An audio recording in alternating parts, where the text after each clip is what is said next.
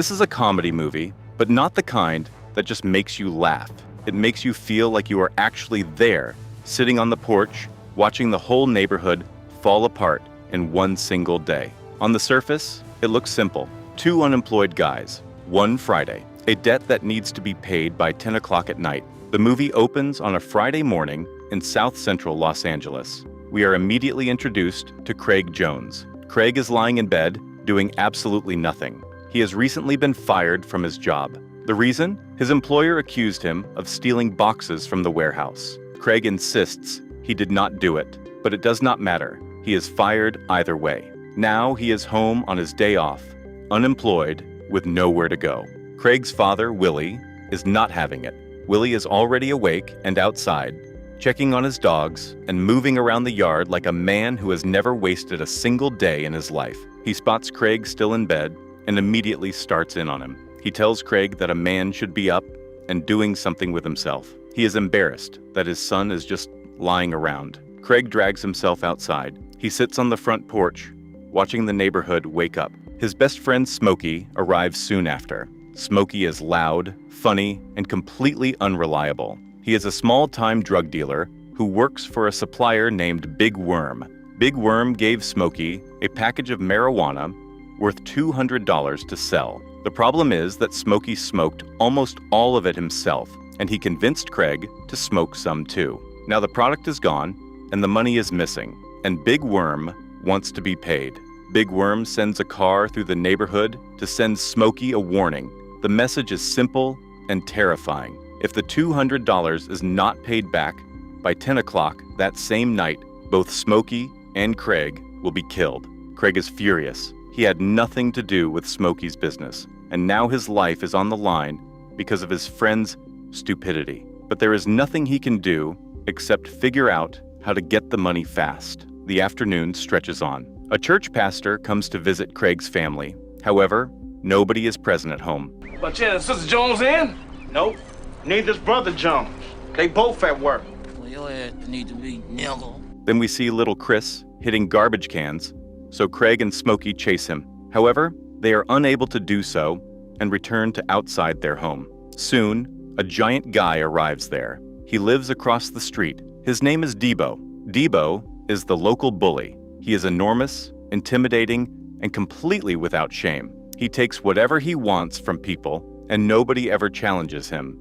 Everyone on the block is afraid of Debo. Throughout the day, Craig and Smokey watch Debo work his way through the neighborhood. He steals a bicycle from a neighbor named Red. He takes Red's gold chain too. He walks into people's yards, eats their food, and collects money like it is his personal tax. Craig watches all of this but says nothing. He knows what Debo is. Everyone does, but nobody does anything about it. Later in the afternoon, Debo approaches Smokey with a job. He tells Smokey to break into their neighbor Stanley's house and steal whatever is inside while Stanley is distracted. Smokey does not want to do it, but Debo does not give him a choice. Smokey breaks in and comes out with some cash. Hell yeah. Got about $200, huh, Debo? I got about $200. Craig and Smokey immediately see their solution. That is exactly the amount they owe Big Worm. But Debo takes all of it. He pockets the money without a second thought, laughs, and walks away. Craig and Smokey are left with nothing all over again. Then, in the neighborhood, arguments break out over small things. Craig's father, Willie, delivers one of the most important pieces of advice. He tells Craig that in his generation, men settled things with their fists, not with guns. He says that if a man cannot fight his own battles with his hands, he is nothing. Craig brushes it off, but the words stay with him. Now Craig attempts to come up with $200 before the clock runs out. Craig tries his mother first. Betty is warm, but firm.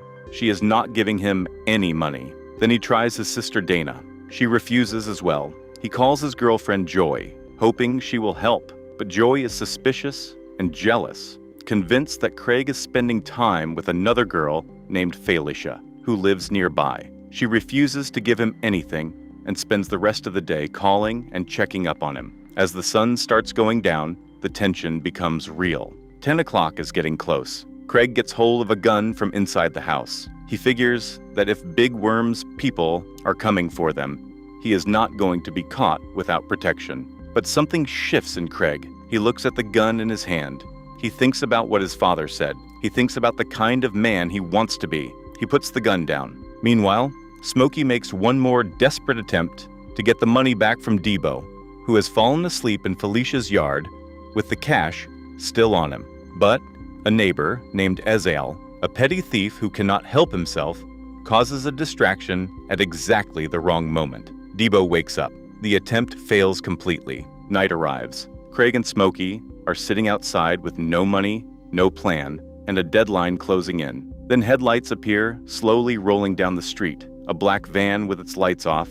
They both know immediately what it is. Big Worm's men are there early. Craig and Smokey run back inside Craig's house and lock the door. They shut off all the lights. The van sits outside, waiting. Then the shooting starts. Big Worm's men fire into the house from outside. Craig and Smokey drop to the floor, crawling through the dark as bullets punch through the walls. They survive. By a miracle, nobody is hit. The van drives away. After the shooting, everyone on the block comes outside to see what happened. Neighbors pour out of their homes. The entire street is standing around in the aftermath, talking, checking on each other. And that is when everything comes to a head. Debo sees Felicia in the crowd and accuses her of being involved in Smokey's earlier attempt to steal the money back. He starts threatening her. Then he punches Debbie, a girl Craig has been interested in all day, hard enough to knock her to the ground. Craig watches this. He thinks about everything that has happened during the day. He thinks about his father's words. He looks at the gun one more time,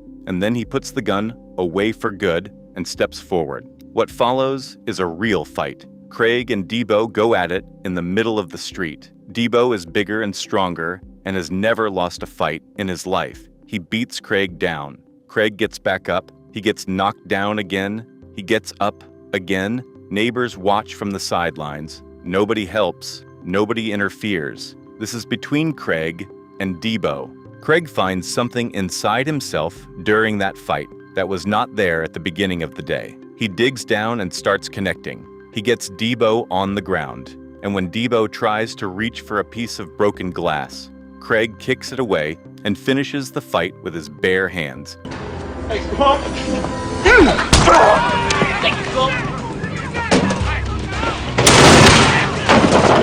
Debo goes down and does not get back up.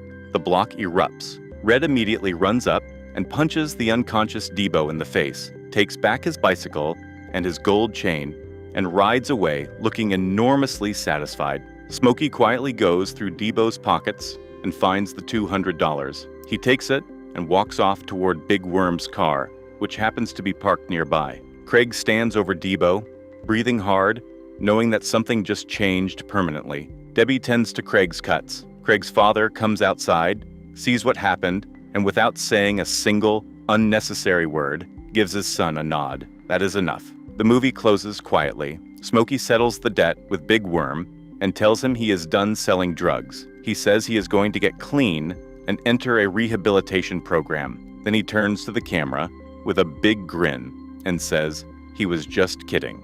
Craig breaks up with Joy over the phone. His relationship with Debbie is just beginning. And then Craig gets one more piece of unexpected news. His old supervisor called. He wants Craig to come in tomorrow to talk about getting his job back. One Friday, one block, one man who figured out who he was by the time the streetlights came on. And with that, the movie ends. Please like, subscribe, and click the bell.